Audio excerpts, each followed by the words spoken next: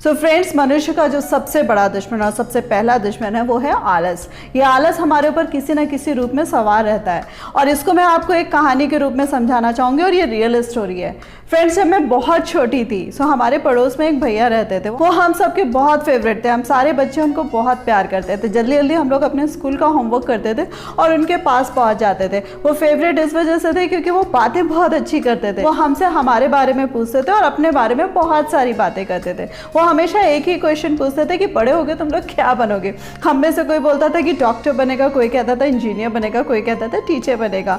जब हम लोग पूछते थे भैया आप क्या बनोगे, तो भैया का एक ही आंसर होता था, मैं कुछ नहीं बनना चाहता, मैं बस इतना अमीर बनना चाहता हूँ कि पूछो मत। तो हम लोग कहते थे कि आप क्या करेंगे। वो कहते थे बस कुछ नहीं करूँगा, अपने आप धन की वर्षा होगी और मैं तो बस बेड पे पड़ा रहूँगा। उनकी बस यही इच्छा होती थी। हम लोग पूछते थे कि धन की वर्षा कैसे होगी, तो वो कहते थे मैं एक अमीर लड़की से शादी करूँगा। एंड फ्रेंड्स, देखते देखते उनकी शादी लायक एज भी आ गई और उन्होंने लड़की वालों को दिखाने के लिए एक जॉब भी ज्वाइन कर ली। उनके फादर ने एक बहुत अच्छी फैमिली देखी जहाँ पर लड़की वर्किंग थी, यानी कि उसकी गवर्नमेंट जॉब थी और वो अपनी फादर की इकलौती बेटी थी, यानी कि उनके फादर के पास भी ना बहुत सारी जिसे कहते हैं प्रॉपर्टी और बहुत सारा पैसा था।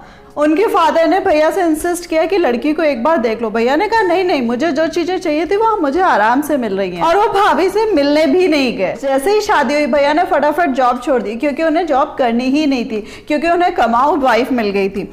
एंड फ्रेंड्स, काफ़ी टाइम के बाद, आप विश्वास करेंगे बहुत सालों के बाद जब मैं उनसे मिली, सो बिलीव मी, वो एक कमरे में पड़े हुए थे, वाकई एक बेड पे पड़े हुए थे। अच्छा खासा उस परिवार के पास पैसा था, लेकिन भैया की स्थिति थी ना फ्रेंड्स, वो वाकई देखने लायक नहीं थी, क्योंकि उनको उनके घर पे रिस्पेक्ट नहीं था। उनके बच्चे उनसे बहुत ज़्यादा गंदे तरीके से बात कर रहे थे। भाभी भी उनसे बहुत ज़्यादा सरकास्टिक टोन में बात करी थी। इवन द नॉर्मल जो बिहेवियर उनके साथ होना चाहिए था वो नॉर्मल बिहेवियर ही नहीं था। मुझे ये सब देख के ना फ्रेंड्स दिल बहुत ज़्यादा ख़राब हुआ, क्योंकि वो भैया हमारे लिए बहुत ज़्यादा मायने रखते थे और वो हमें बहुत ज़्यादा पसंद थे।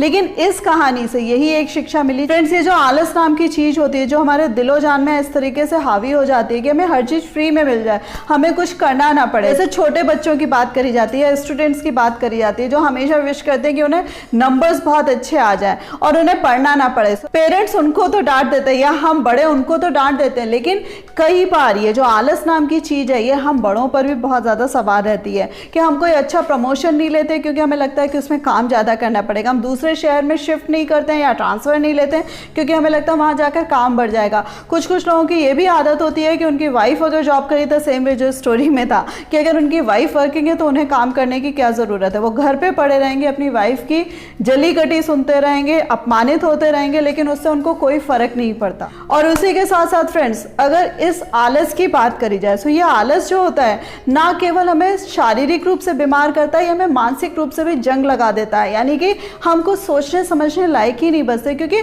हमें जो भी सोचना होता है उसमें आलस पहले रोड़ा बन के आ जाता है और हमें कुछ भी अपने आप में प्रोग्रेस नहीं करने देता। द सेम थिंग, धीरे धीरे जो हमारा शरीर होता है वो भी बीमार होता चला जाता है। और फ्रेंड्स, इसके साथ जो सबसे बड़ी चीज़ होती है कि हम सोसाइटी में तो हमें रिस्पेक्ट मिल ही नहीं रही होती है, रिश्तेदारों में रिस्पेक्ट नहीं मिल रही होती, द सेम वे अपनी फैमिली और अपनों के बीच में भी हमारी कोई रिस्पेक्ट नहीं बचती।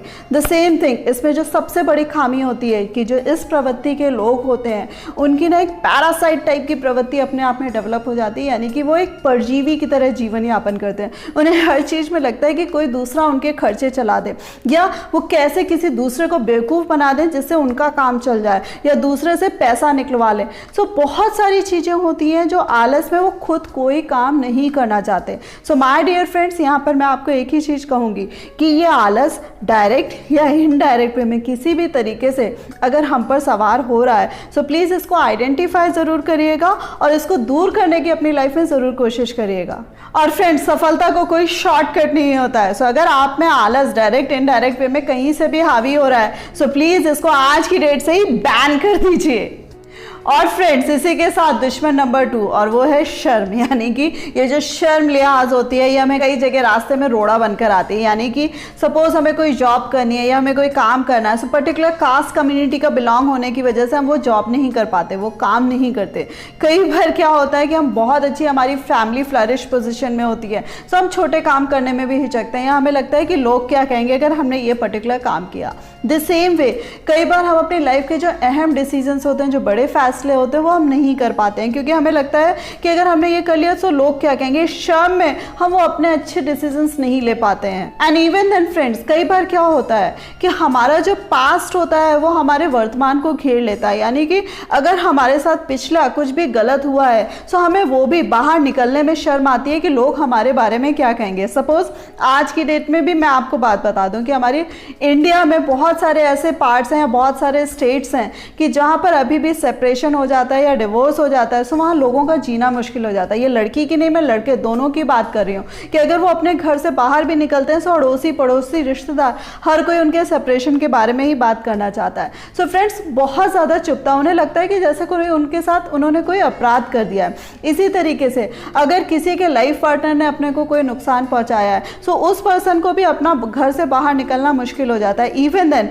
कई पेरेंट्स के साथ भी ऐसा होता है कि अगर उनके बच्चे ठीक नहीं निकले तो भी जो सोसाइटी है, जो बाहर के लोग हैं, उनको घर से बाहर नहीं निकलने देते क्योंकि जैसे ही वो घर से बाहर निकलते हैं लोग उनसे क्वेश्चंस पूछना शुरू कर देते हैं और उन्हें बहुत शर्म आती है। उन्हें लगता है कि वो घर के अंदर ही रहें तो ही ठीक है। इवन देन फ्रेंड्स हमारी ये जो सो कॉल्ड सोसाइटी है कि अगर बच्चों के नंबर कम आ गए सो पेरेंट्स का वो जीना दूभर कर देते हैं और उनसे इतने क्वेश्चंस पूछते हैं। इवन देन बच्चों को भी इस तरीके से बोला जाता है कि उन्हें भी घर से बाहर निकलने में शर्म आती है।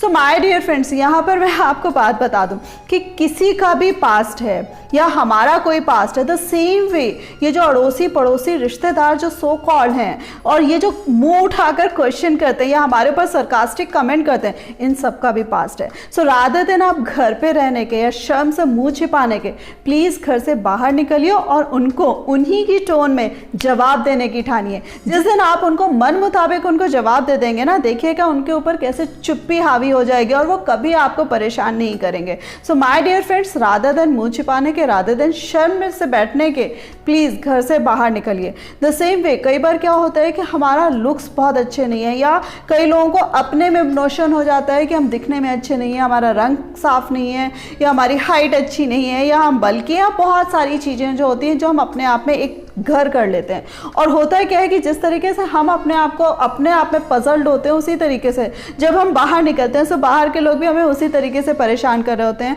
कि तुम मोटे कितने हो या तुम्हारा रंग कितना दबा है या तुम्हारी हाइट बहुत कम है। सो ये बहुत सारे क्वेश्चंस होते हैं और अपने लुक्स को लेके लोग घर से बाहर नहीं निकलते हैं या लोगों से कटते हैं। अपने आप में ही शर्म आती है कि पता नहीं उन्होंने अपने लाइफ में क्या गलत कर दिया है। सो माय डियर फ्रेंड्स, आप जिस रंग रूप, जो भी कद काठी, जो भी व्यक्तित्व के मालिक हैं, प्लीज़ उसको बहुत अच्छे से और बहुत ससम्मान कैरी करिए। जिस दिन आप उसको बहुत प्यार से अपने व्यक्तित्व को कैरी करेंगे, आप खुद को कैरी करेंगे, माय डियर फ्रेंड्स, आपका कॉन्फिडेंस भी अलग होगा और आप जब ये शर्म छोड़ देंगे और आप बहुत अच्छे से बाहर निकलेंगे विद कॉन्फिडेंस, आप देखिएगा लोगों का मुंह अपने आप चुप हो जाएगा।